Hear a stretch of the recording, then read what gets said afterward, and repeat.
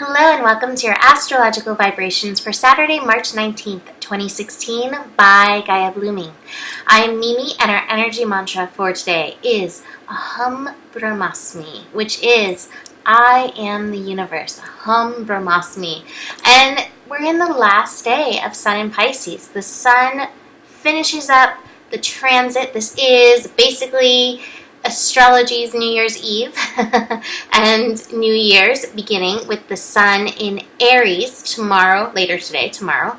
And so this is the perfect opportunity just to take inventory. What has happened this last year? Where have you been? How have you learned? How have you gone through this full cycle? Because when Aries begins, it's like starting the cycle of archetypes. Again, Aries begins the journey of the Fool. In Pisces, we finish up with the Master. We finish up with I am the universe. We finish up with we are the world. So, how have you experienced this in the last 365 days? What has shifted for you? And how have you stepped into your personal place in the oneness of the universe? Even more so. And we're having such a cool day to finish this energy because we have a grand trine in fire. We have the moon in Leo, instigating heart energy, instigating the inner child, instigating our creativity. And then the moon in Leo is connecting to Saturn and Sagittarius, asking us, how are we showing up? How are we being responsible in our own life?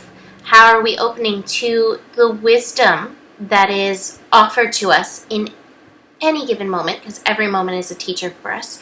And then a connection to Uranus in Aries, which is working through, helping us shift who we are, helping us open to the vibrational frequency of who we really are, and honoring the worth of the frequencies that are in us, that are like, we want to be seen, we want to be like a rainbow, spouting out like a Care Bear. So we have that configuration. And that configuration is so interesting because the last day of Pisces, it can be like, like the end of a race where you're like, okay, so there may be that sleepy energy, but there's a fire burning within that wants to come and inspire.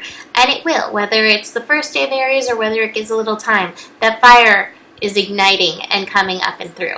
So, interesting, Sun in Aries, time to dive into who we are. It's the journey of the Fool. Here we begin again, starting a new year.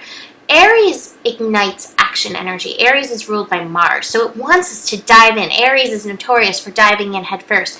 But what came up around Sun and Aries for this time around is bringing clarity to who you are as a warrior. So Aries is that warrior action.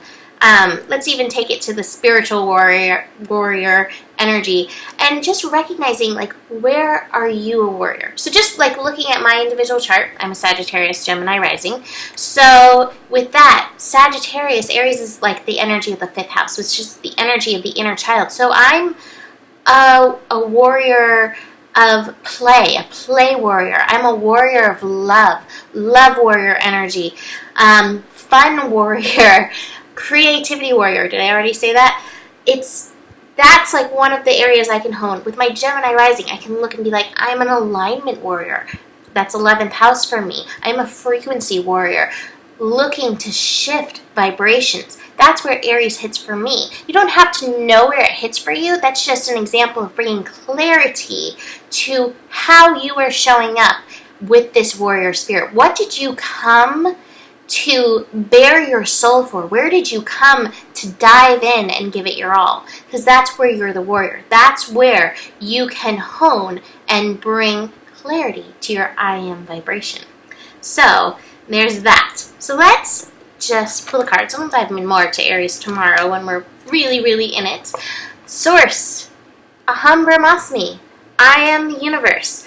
Allow these projections that you are anything less than the universe, anything less than divine, to fall off. Because that's just from the human mind.